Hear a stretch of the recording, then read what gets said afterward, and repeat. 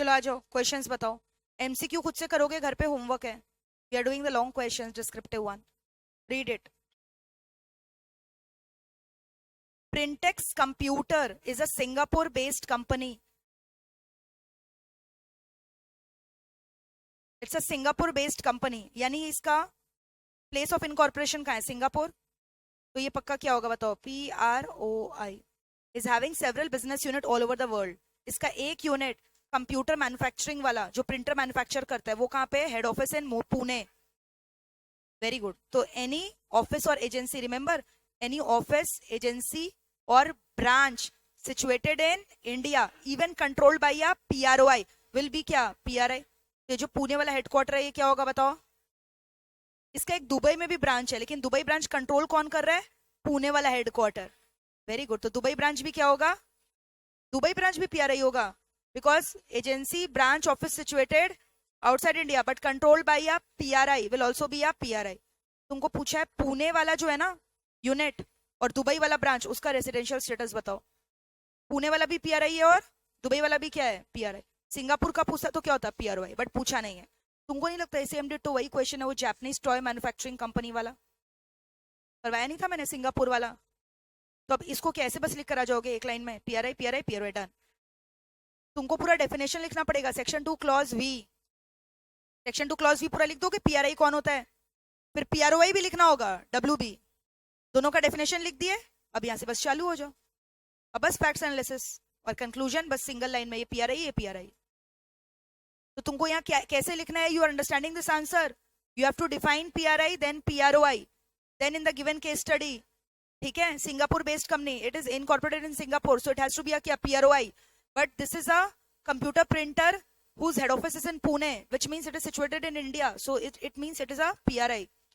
And any branch office agency situated outside India but controlled by a PRI is also a PRI। ऐसे करके लिख दोगे। कैसा लगा ये क्वेश्चन? 5 मार्क्स का आया था ये क्वेश्चन, 5 मार्क्स का।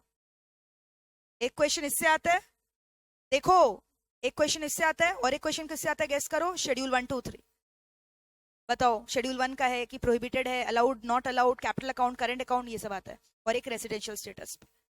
ठीक है, चलो नेक्स्ट क्वेश्चन देखते हैं। Mister Sen, an Indian national, desires to obtain foreign exchange. Indian है, ये पर्पस के लिए उसको फॉरेन एक्सचेंज विड्रॉ करना है। रेमिटेंस, अच्छा तुम जैसी लॉटरी टिकट देखते हो तुम्हारा तो ऐसी होगा नहीं, प्रोहिबिटेड ट्रांजैक्शन के अंडर है। सोर्स एप्लीकेशन दोनों ही लॉटरी टिकट नहीं होना चाहिए। तो ये क्या लिस्ट ऑफ प्रोहिबिटेड ट्रांजैक्शन के अंदर आता है क्या? बताओ ना, लिस्ट ऑफ किसके अंदर बताओ? प्रोहिबिटेड। ये करंट अकाउंट ट्रांजैक्शन का बात कर रहे हैं। शेड्यूल कौन सा बताओ? 1। समझ में आ रहा है? तो लिख दोगे कि नहीं बताओ? शेड्यूल 1 के अंदर क्या रहता है पूरा लिख देना। It contains a list of the क्या? Prohibited transaction. ऐसे नहीं लिखना, it contains a list of the current account transaction for which withdrawal of foreign currency is prohibited. फिर 3 4 तो एग्जांपल लिख देना, इट इंक्लूड्स। फिर उसके बाद यहाँ पे in the given case study करके लिख देना। $1 lakh for sending a cultural troupe on tour of a USA। ये कौन सा पहले बताओ ट्रांजैक्शन है? करंट की कैपिटल है। Very good. अब करंट अकाउंट ट्रांजैक्शन कौन सा शेड्यूल के अंडर मेंशन्ड है? शेड्यूल 2। शेड्यूल 2 में किसका अप्रूवल लगता था? CG। तो अब यहाँ पे तुमको लिखना भी पड़ेगा ना, कल्चरल ट्रूप के लिए who is the concerned person? Ministry, HRD, human resource development, और वो भी किस डिपार्टमेंट के अंडर है? Ministry of education and culture. पूरा लिख दोगे, एग्जामिनर भी दंग रह जाएगा इतना कुछ लिखा होगे तो। और वहां लिमिट नहीं था ना, कल्चरल ट्रूप के लिए लिमिट वगैरह तो था ही नहीं, तो लिमिट दिया भी है, डज नॉट मैटर्स। तुम देखो फर्स्ट पॉइंट ही था कल्चरल टूर, कोई लिमिट नहीं था वहां पे। अरे बोलो, ये सब इजी लग रहा है, कर लोगे एग्जाम में। तुमको यही एडवाइस करना है कि उसको फॉरेन एक्सचेंज मिलेगा कि नहीं, और मिलेगा तो अंडर व्हाट कंडीशन? पहला केस के लिए नहीं मिलेगा, सेकंड केस में मिलेगा, लेकिन अप्रूवल ऑफ CG यानी concern ministry HRD is required which is govern by the department of education and culture. लिख लोगे। और यहाँ कोई लिमिट वगैरह नहीं है, कितना भी ले सकते हो। नेक्स्ट क्वेश्चन चलो 3 नंबर में। State which kind of approval is required for the following transaction under the fame act. जब क्वेश्चन करवा रहे भाई यहाँ फोकस करो ना, बाद में लिख लेना, इससे क्वेश्चन आएगा ही आएगा। देखो यहाँ पे तुमको पूछ रहा है ये ट्रांजैक्शन के लिए किसका अप्रूवल का दरकार है? एक्स एक फिल्म स्टार है, he wants to perform, dance करना चाह रहे न्यूयॉर्क में। क्यों? क्योंकि दिवाली मनाएगा वहां। वहां पे इंडियन लोग हैं ना, उन लोग को इन लोग का नाच गाना देखना है फिल्म स्टार का न्यूयॉर्क में, तो अब इसके लिए उसको रुपया लेना पड़ेगा ना। अरे नाच गाना करने जाएगा, कॉस्ट्यूम वगैरह का रुपया वहां पे खरीदेगा, बुक स्टेज बुक करेगा। तो ये जो डांस ड्रामा है ये किसके अंदर आता है? कल्चरल टूर ही तो हो गया ना ये। ऐसे ही तुम लोग को हम एग्जांपल नहीं देते थे नाच गाने का, जैसे हम बोले थे ऋषभ को नाच गाना दिखाने जाना रशिया में, अगर सिर्फ कल्चरल टूर बोलते तुम लोग को क्लिक नहीं करता ना, बट अब तुमको याद रहेगा नाच गाना कल्चरल टूर। तो बताओ इतना रुपया विड्रॉ करना चाहता है, कर सकता है क्या? हाँ, लेकिन it falls under schedule 2 prior approval of CG concern ministry HRD under the department of culture and education. ये किसका ट्रांजेक्शन हो गया? Again schedule 2। और ये कैपिटल अकाउंट है कि करंट अकाउंट है?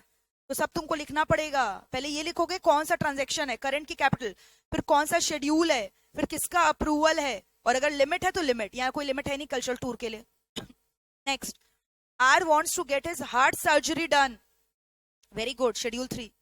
कहते हैं मेडिकल ट्रीटमेंट, यूके में इसको जाना है, heart surgery, open bypass surgery होता है ना, ओपन पास सर्जरी, वो करवाना है, स्टैंड वगैरह लगाना है, इसके लिए रुपया विड्रॉ करना चाहता है। अप्रूवल रिक्वायर्ड है क्या? No approval is required if the withdrawal is up to $250,000 क्या करोगे? शेड्यूल 3। समझ में आ रहा है? No approval of RBI required अगर किसके लिए? $2.5 लाख। बट एक चीज तुम सुनो, अगर मोर देन $2.5 लाख भी है, और अगर तुमने वहां के मेडिकल किससे, मेडिकल हॉस्पिटल जो भी है इंस्टीट्यूशन से तुमने अप्रूवल ले लिया, मतलब इफ दे आर प्रिस्क्राइबिंग इतना रुपया लगेगा, तो वहां आरबीआई का अप्रूवल लेने का दरकार नहीं। It can even exceed the limit of क्या? $2.5 लाख। कहते 3 केसेस में 2.5 लाख के ऊपर भी हो जाता, अप्रूवल का दरकार नहीं था आरबीआई का। वो कौन सा 3 केस था? Education, immigration and medical treatment. याद है? ये 3 केस में हम लोग 2.5 लाख के ऊपर भी विड्रॉ कर सकते हैं विदाउट आरबीआई अप्रूवल। लेकिन अगर वहां का मेडिकल इंस्टीट्यूशन तुमको ऐसा कोई लिस्ट लिमिट नहीं दिया है, तब तुमको 2.5 लाख के ऊपर आरबीआई का अप्रूवल लेना पड़ेगा। ये सब कुछ लिख पाओगे तुम? समझ में आ रहा है कैसा क्वेश्चन आता है? अब चलो question 4। Referring to the provisions of the FEMA act state which kind of approval is required. M को $5,000 चाहिए for remittances toward hiring charges of the transponder. Ministry of broadcasting and information technology था ना, transponder वगैरह नहीं था क्या? बालिका वधू उस लोग को दिखाना है वहां पे, हायर चार्जेस वगैरह नहीं था, बट इसका कुछ लिमिट था क्या? चेक करो एक बार, लिमिट था क्या? ये यानी शेड्यूल 2 है ना, करंट अकाउंट ट्रांजैक्शन। एक बार चेक करो कोई लिमिट था क्या, एक बार चेक कर लो ना। शेड्यूल 2 करंट अकाउंट ट्रांजैक्शन देखो,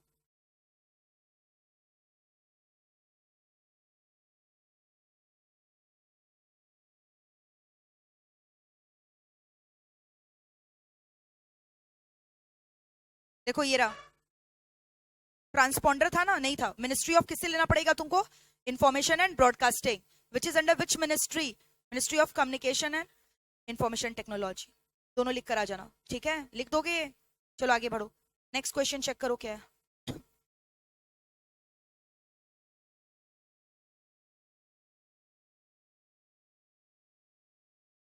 पी रिक्वायर्स, अच्छा ये भी लिख देना, करंट अकाउंट है हाँ, $, लेकिन अगर सुनो, अगर तुमको बाई चांस एग्जाम में याद नहीं रहे कंसर्न मिनिस्ट्री कौन है, तो मिनिस्ट्री क्या की जगह क्या लिख देना? सीजी का प्रायर अप्रूवल। बट ऐसा क्यों होगा? याद करके जाओ, सीजी अप्रूवल तो है ही लास्ट में, लेकिन क्यों तुम सीजी अप्रूवल लिखोगे? तुमको तो मिनिस्ट्री का नाम भी याद रखना चाहिए ना। पी रिक्वायर्स कितना बताओ? $2,000। क्या चीज के लिए? कॉल बैक सर्विसेज के लिए तो अलाउड ही नहीं है ना। याद करो, कॉल बैक सर्विसेज के लिए नहीं अलाउड है विड्रॉल। किसके अंदर है? Prohibited transaction, schedule 1। याद है? तो ये भी करंट अकाउंट ट्रांजैक्शन है, लेकिन किसके अंडर आ रहा है? जिसके लिए हम लोग विड्रॉल नहीं कर सकते। List of current account transaction for which withdrawal of foreign currency is allowed की नॉट अलाउड। याद है ना, कॉल बैक सर्विसेज बताया था। You remember what is call back services? Abroad जा रहे हो, इंटरनेशनल रोमिंग एक्टिवेट करवाए हो, तो वहां के सर्विस प्रोवाइडर को तुमको थोड़ी डॉलर में पेमेंट करना है, वो तो हिंदुस्तान का टेलीकॉम कंपनी करेगा। तुमको तो इंडिया का टेलीकॉम कंपनी को क्या करना है? आईएनआर में पेमेंट करना है। उसके लिए withdrawal of foreign currency not allowed. बोलो, आगे बढ़ो। Suresh resided in India during the financial year 2021, ठीक है? He left India on 15th of July 21 for Switzerland for pursuing higher studies for 2 years. उसका आपको रेसिडेंशियल स्टेटस बताना है 21, 22 और 22, 23। अच्छा 22, 23 के लिए तो तुम कब का देखोगे बताओ? 21, 22 का। और 21-22 में तो ये रहा ही नहीं है, चला ही गया ना, तो डेफिनेटली इसके लिए तो ये PROI होगा। But if you talk about 21-22 तो उसका प्रिसीडिंग ईयर कौन सा हुआ? 1920, सॉरी 2021, तो उसमें तो था ही ये, तब तो ये PRI, and it also does not falls under those 3 purpose for vocation, employment या फिर business outside India. But very good, as per the RBI circular, if anyone is studying abroad, we also assume he has an intention to stay there only for an indefinite period. Yani point number 3, any other purpose the circumstances of which indicates his intention to stay abroad. तो अगर वो लेकर आओगे तब तो इस period के लिए भी क्या हो गया? PROI। 22-23 के लिए तो definitely he will be a PROI। और 21-22 पहले तुम PRI लिख देना, बट ऑल्टरनेटिवली लिख देना एज पर RBI सर्कुलर, अगर कोई एजुकेशन के लिए बाहर जाता है तो उसका इंटेंशन भी बाहर ही रहने का होता है लंबे समय तक, वो थर्ड पर्पज में आ गया, तब हम लोग उसको 21-22 के लिए भी क्या मानेंगे? PROI। आप लिख पाओगे पूरा प्रॉपरली दोनों आंसर? 22-23 के लिए कुछ मत लिख देना, उसके लिए तो PROI होगा ही। 21-22 के लिए अगर हम लोग PRI मान रहे हैं तो वो तीनों पर्पज अज्यूम नहीं कर रहे हैं, बट RBI सर्कुलर बोलता है एजुकेशन वाला थर्ड पर्पज में आता है, any other purpose the circumstances of which वाला। तो गोइंग बाय दैट फैक्ट, भले ही ये रहा है प्रीसीडिंग ईयर में 182 डेज से ज्यादा इंडिया में, लेकिन फिर भी अभी तो छोड़ के चला गया ना, for the purpose of studies for an uncertain period to stay abroad, then it will be regarded as क्या? PROI। आपको समझ में आ रहा है क्या हो रहा है? करवाया हुआ है कि नहीं सब क्वेश्चन? तो वही तुमको बोल रहा है, स्टेटस बताना है।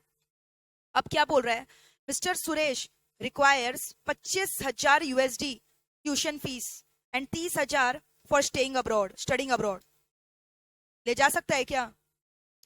2.5 लाख USD अलाउड है ना एजुकेशन ट्रैवलिंग अब्रॉड, तो ये तो मिलाकर अभी कम ही है। 30,000 प्लस 25,000 कितना है? ओनली 55,000। और इंडिविजुअल के केस में कितना विड्रॉ कर सकता है?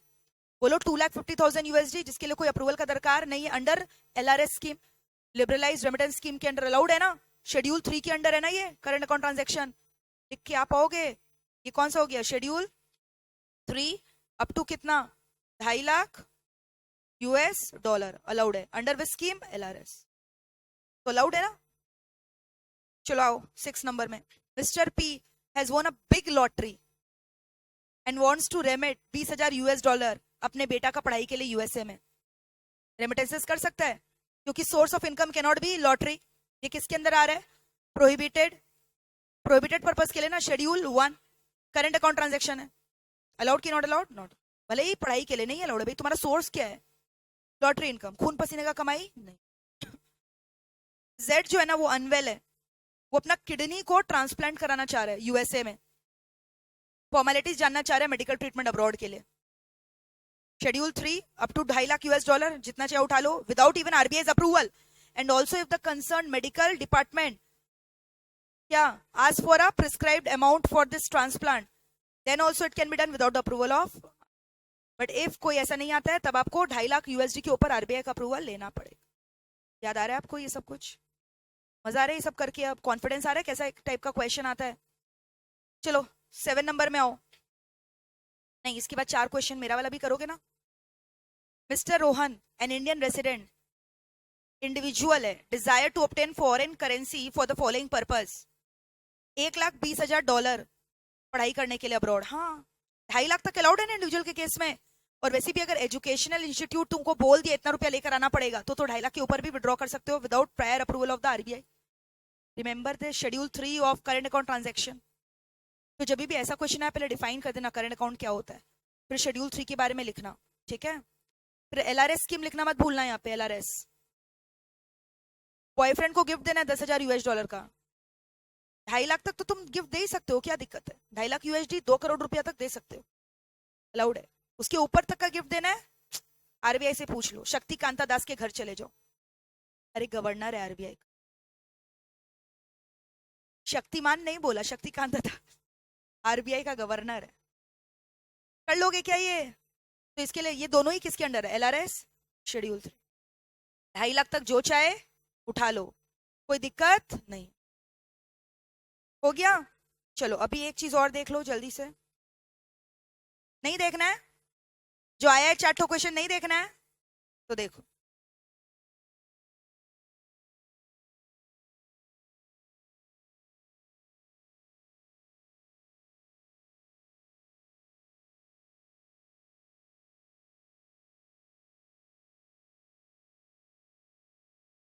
सुनो ना, कॉपी में पहले एक चीज लिखोगे क्या?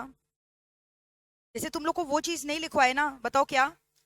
कि तुम्हारा प्रॉपर्टी तुम एज अ पीआरओ एक्वायर कियो तो you can continue to hold it even you become a PRI, या फिर तुमने बाय वे ऑफ क्या एक्वायर किया? इनहेरिटेंस वाला पॉइंट लिख लो ना।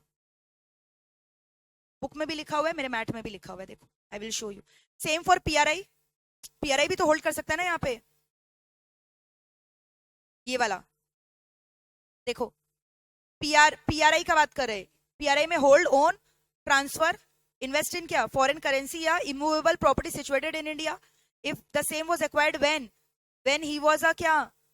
पीआरओआई, या फिर ही हैज क्या? Inherited from a PROI. या तो वो एक्वायर किया था जब वो खुद कौन था? पीआरओआई, या उसने बाय वे ऑफ क्या किया? इनहेरिटेंस। वैसे ही पीआरआई के लिए बोल रहा है, पीआरओआई के लिए बोल रहा है, पीआरओआई भी कर सकता है उल्टा ना इसका। जब उसने एक्वायर कब किया था? जब वो इंडिया में क्या था? पीआरआई, या बाय वे ऑफ क्या? इनहेरिटेंस। यानी ऋषि सुनक किससे ले लिया? नारायण मूर्ति से ना, तो bye way of inheritance in India हो गया ना। और ऋषि सुनक कौन है? पीआरओआई। और अगर नारायण मूर्ति वहां पे ले रहा है bye way of inheritance from his दामाद, तो वो ये वाला हो गया। समझ में आया? ये दोनों पॉइंट समझाया था बट लिखवाया नहीं था। अरे लिख लो ना, फोटो खींच लो, घर पे लिख लेना। हाँ बुक में तो है ही, मतलब मेरा मैट में तो है ही, but who will take the risk? You are not understanding. या तो लिख लो या तो फोटो ले लो, जो करना है करो, लिख लो।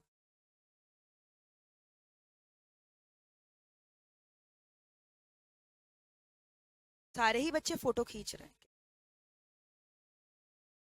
लाइव ऑनलाइन वाले बच्चे तो फोटो भी नहीं खींच। अरे हेडिंग क्या है? कैपिटल अकाउंट ट्रांजैक्शन, और क्या है?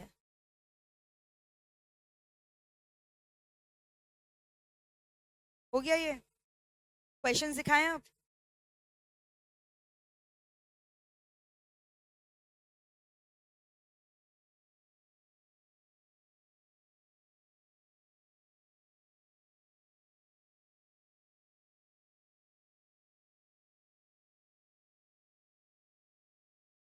रुको,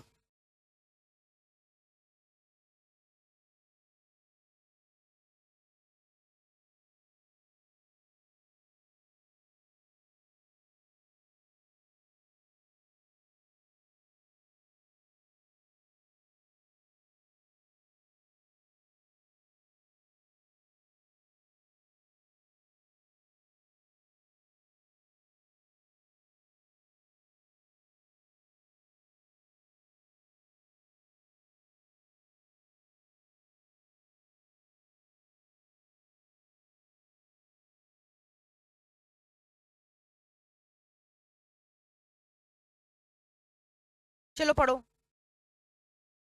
मई 24 का क्वेश्चन है, देखो। ये मई 24 का क्वेश्चन है, देख लो क्या आया था क्वेश्चन। देखना है तुम लोग को कि बात करना है। तुम लोग को मतलब कुछ वो नहीं, इंपॉर्टेंस नहीं समझ में आता ना। ये क्वेश्चन तुम्हारे एग्जाम में आया हुआ है, फिर भी नहीं देखना है। देखो, Mr. L was employed as a fashion designer in Elegant Textiles Limited, a public limited company in Gurugram, India during the financial year 23-24. He had efficiently provided his services for 183 days during the above said period. यानी financial year 23-24 में वो more than क्या था? 182 days India में था। फिर क्या हुआ? 1/4/2024 को he went to Paris for a better job opportunity, employment के लिए चला गया। समझ में आ रहा है? यानी क्या हुआ? 24-25 फाइनेंशियल ईयर के लिए वो कहां चला गया? Paris. On 2/4/2024 L left India for taking up employment as a production controller at Jeff fashion limited in Paris. कोई दिक्कत? ऑन 34 वापस इंडिया 10 दिन के लिए फैमिली फंक्शन अटेंड करना है मनाली में। अब तुमको बोलना है in the light of the above provision L का रेसिडेंशियल स्टेटस बताना है। जब वो 30/4/24 को आया, 30/4/24 को आया, यानी कि 24-25 फाइनेंशियल ईयर के लिए उसका रेसिडेंशियल स्टेटस पूछ रहा है। क्या होगा वो? हाँ, पीआरओआई होगा ना। तुमको 24-25 पूछ रहा है तो तुम भले ही प्रीसीडिंग फाइनेंशियल ईयर में मोर देन 182 डेज रहा है, but then you are following under those 3 cases, you have left India for the purpose of employment in abroad, तो पीआरओआई हुआ ना। भूल गए? भले ही तुम क्या इंडिया में इसके प्रीसीडिंग ईयर में 182 डेज से ज्यादा रहे हो, लेकिन 182 डेज से ज्यादा रहे हो, लेकिन तुम क्या इंडिया छोड़ के चले गए ना करंट ईयर में, वो 3 पर्पस के लिए। एम्प्लॉयमेंट बोला है ना, तब तो पीआरओआई हुआ ना। तो कैसे तुम पीआरआई बोला? तुमसे उम्मीद नहीं है, पीआरओआई होगा ना। बाकी जन को क्या लग रहा था? पीआरओआई लग रहा था। तो और बोले मनाली आया है करंट ईयर में, तो 10 दिन आया ना फंक्शन अटेंड करने के लिए, हो तो वहीं का गया, एम्प्लॉयमेंट के लिए गया है ना। सेकंड क्वेश्चन देखो, in case instead of vacation, India में जब आया ना 10 दिन के लिए, यहाँ जॉब ज्वाइन कर लिया फिर से, इंडिया में हमेशा के लिए वापस आ गया, मतलब वहां का जॉब छोड़ दिया, वहां 20 दिन में समझ में आ गया, घर का याद आ गया, 30/4 को आया ना। क्या बोल रहा है? He joins an employment in Indian company. फिर से पहले यहाँ छोड़ के वहां गया लंदन, फिर 30 दिन में वापस यहाँ आ गया, तो अब तो उसका इंटेंशन नहीं है ना अब्रॉड में काम करने का। तब ये क्या बन जाएगा? पीआरआई ना। Then in that case he becomes a क्या? पीआरआई, क्योंकि प्रीसीडिंग ईयर में 182 डेज से ज्यादा रहा है ना, तब पीआरआई। और वो 3 पर्पस के अंदर फॉल नहीं कर। अगर वहीं रहता है एम्प्लॉयमेंट के लिए, तब क्या हो जाता? पीआरओआई। तो पहला केस में क्या हो गया? पीआरओआई। सेकंड केस के लिए क्या हो गया? पीआर। एग्जाम में ठीक करके आओगे क्वेश्चन? अच्छा लगा ये क्वेश्चन? देखो, अगर वो फैमिली फंक्शन अटेंड करना है, उसका रेसिडेंशियल स्टेटस ऑल्टर नहीं होगा, वो क्या रहने वाला बताओ? पीआरओआई। देख लो, पर्सन रेजिडेंट आउटसाइड इंडिया। लेकिन सेकंड केस में उसको क्या मान लिया जाएगा? He will be treated as a क्या? पीआर। ये इंस्टीट्यूट का सजेस्टेड आंसर दिया हुआ है। देख लो कैसे दिया, पहले डिफाइन किया है पीआरआई कौन होता है, पीआरओआई कौन होता है, फिर बस केस स्टडी। बोलो क्लियर है? चलो आगे बढ़ो। हाँ ठीक है, वो तुमको छोटा लग रहा है क्योंकि यहाँ है, तुम खुद लिखेगा तो बड़ा हो जाएगा। चलो, explain the rules relating to remittances made by person other than individual बोल रहा है। कॉर्पोरेट्स यानी शेड्यूल 3 का बात कर रहा है। देखो लिख भी दिया शेड्यूल 3। कमीशन टू एजेंट, तुमको रूल बोल रहा है क्या है? एजेंट को कमीशन दे सकते हो क्या रेसिडेंशियल प्लॉट के लिए? हाँ, लेकिन उसमें लिमिट है ना तुम्हारा, कितना कमीशन दे सकते हो बताओ? 25,000 यूएस डॉलर और 5% of the inward remittance whichever is higher. याद है? उसके ऊपर भी दे सकते हो, लेकिन उसके लिए फिर prior approval of RBI will be required. Limit पूछ रहा है बस, और कुछ नहीं पूछ रहा है। रेमिटेंसेस फॉर कंसल्टेंसी सर्विसेज था ना, फॉर प्रोजेक्ट्स, इंफ्रास्ट्रक्चर प्रोजेक्ट्स है, तब 1 करोड़ यूएस डॉलर, और अगर अदर प्रोजेक्ट है तो 10 लाख यूएसडी, और उसके ऊपर तक करोगे तो आरबीआई का प्रायर अप्रूवल इज रिक्वायर्ड। किया ना ये सब लिमिट? प्री इनकॉर्पोरेशन एक्सपेंसेस का पूछ रहा है, कितना था बताओ? 1 लाख यूएसडी था, या 5% ऑफ द क्या था? इनवर्ट जो रुपया आ रहा है, विच एवर इज हायर, उसके ऊपर आरबीआई का अप्रूवल। शेड्यूल 3 है ना ये पूरा का पूरा। देख लो डायरेक्ट क्वेश्चन आया है कितना, देख लो यहाँ पे दिया हुआ है 25,000 और 5% विच एवर इज हायर, और 10 लाख पर प्रोजेक्ट लिखना। हाँ, 10 लाख पर प्रोजेक्ट, और क्या 1 करोड़ या 10 लाख पर प्रोजेक्ट, और उसके ऊपर अगर करोगे तो क्या? आरबीआई का प्रायर अप्रूव। और यहाँ कितना? 5% of the investment brought to India, और 1 lakh USD whichever is higher. ठीक है, ताजा ताजा क्वेश्चन समझ में आ रहा है? बट तुम पैटर्न समझो ना कैसा आ रहा है। Mitali diamond limited is a company engaged in a business of cutting, polishing and trading of diamond outside India. Company exports the diamond. For the last 5 financial year, इतना फॉरेन करेंसी उन्होंने receive किया है एक्सपोर्ट से। Company wants to give a donation, company है donation दे रहा है। Schedule 3, हाँ 1% ऑफ द क्या था? इमीडिएटली 3 इयर्स, तो इमीडिएटली 3 इयर्स कौन सा लेगा तुम लोग बताओ? ये तीनों लेगा ना, ये 3 साल का 1% निकालेगा, और कितना था? 5 lakh USD whichever is lower. और ये डोनेशन कितना का देना चाह रहा है? 10,000। इसका काउंट करो, ऐड करो, कितना आ रहा है? 3 लाख, 3,30,000 का 1%, ये ऐड करके 3,30,000 आ रहा है क्या? इसका 1% कितना हुआ? हाँ, इसका 1% कितना हुआ? 3,300 हुआ ना USD, whichever is lower होता है ना। और क्या था? 1, और क्या था? 5 लाख था ना, नहीं 1 लाख था ना, यहाँ पे 5 लाख था। हाँ, 5 lakh USD whichever is lower, तो लोअर तो ये हो गया ना। और ये कितना करना चाह रहा है? 10,000। कर सकता है क्या? अप टू नहीं कर सकता, अप टू 3,300 अगर कर रहा है तो नो अप्रूवल, उसके ऊपर कर रहा है तो prior approval of RBI will be required. और देख लो क्या चीज के लिए कर रहा है भाई, उन लोग को क्यों डोनेशन दे रहा है? क्योंकि उन लोग भी कोई रिसर्च वर्क कर रहे हैं, या नहीं था रिसर्च वर्क? और वो लोग भी कौन सा रिसर्च कर रहे हैं? वही डायमंड का, जो कि डोनर कंपनी का भी फील्ड ऑफ एक्टिविटी है। नहीं किए थे हम लोग ये वाला डोनेशन वाला? था ना ये वाला डोनेशन वाला? तुम लोग कर रहा था ना? तो डोनेशन कितना था देख लो एक बार, 1% था ना? लगातार तीनों का एवरेज मत कर देना इसका, और 5 साल का ऐड मत कर देना। 3 साल था ना, तो 3 years का तुम लोग ऐड करके कर लिया। बोलो क्लियर है? तो बोले बता सकता है क्या? बोलो डोनेशन देगा क्या? डोनेशन अप टू अगर इतना दिया तब अप्रूवल नहीं है, उससे ऊपर देगा तो क्या प्रायर अप्रूवल कर लोगे मैनेज? कोई दिक्कत है? लिमिट सही बोले हो ना? देख लो एक बार, 1% ही है ना? चलो आगे बढ़ो। Miss Rose was an Indian citizen who got a job in the software company in the USA. She went to USA. ध्यान से देखो, यूएसए में रही है 12 साल। आज जो हम लोग लास्ट में पढ़े ना, उससे रिलेटेड क्वेश्चन है। रोज इंडिया की है, लेकिन यूएसए में कितना साल रह गई? 12 साल। वहां रुपया कमाई और वहां से क्या खरीदी? प्रॉपर्टी खरीदी है यूएसए में। कब खरीदी यूएसए में प्रॉपर्टी? जब वो कौन थी? पीआरओआई थी। पर्सनल इश्यूज की वजह से शी मूव्ड बैक टू क्या? India, and she joined a software company in India. As she move to India, she वहां पे यूएसए में जो प्रॉपर्टी था उसको क्या की? भाड़ा पे चढ़ा दी, लेट आउट कर दी। और अपना रेंट कहाँ पे जमा लेती है? वही यूएसए में जो उसका अकाउंट मेंटेन्ड है। बेस्ड ऑन दिस फैक्ट, क्या रोज हाउस परचेज कर सकती थी यूएसए में and continue to retain it even after returning to India? Yes, बोला था ना। एक्विजिशन कब अलाउड है? If you purchase that house when you were a PROI, you can continue to hold it. यही तो बोल रहे थे भाई, जो तुम लोग फोटो खींचा जिसका, या तो बाई वे ऑफ इनहेरिटेंस तुमने लिया है। अब रोज की अगर कोई बच्ची होती है, वो पीआरआई है, भले वो खरीदी नहीं है, लेकिन वो होल्ड कर सकती है by way of inheritance, because her mother was a PROI. क्या ये होल्ड कर सकती है प्रॉपर्टी इवन जब वो रिटर्न आ गई India? Can she continue to hold? Because she acquired it when she was a PROI. संभाल लियो। Whether miss Rose can purchase another house in USA after returning to India? PRA बनने के बाद तो वो प्रॉपर्टी एक्वायर नहीं कर सकते। शेड्यूल 1 के अंडर नहीं, उसके लिए अलग से ओडीआई रूल्स है। तो तुमको तो यहाँ है नहीं ना, तुमको बस लिखना no she can not acquire as per schedule 1 of the capital account transaction. तुम पहले लिखना this is a capital account transaction. If already the property was acquired when a person is a PROI, then she can continue to hold the property. But now if she wants to purchase fresh property being a PRI, she is not allowed. लेकिन एक चीज इसमें और है, मजा का बात, यहाँ पूछा नहीं है बट अगर आगे पूछ लिया कभी तुम लोग का एग्जाम में तो सुन लो। वो जो प्रॉपर्टी था ना, वो बेच के उससे जो पैसा आया उससे नया प्रॉपर्टी वहां खरीदना चाहती है। अब वो पीआरआई है, खरीद सकती है, क्योंकि वो प्रोसीड्स कहां से आ रहा है?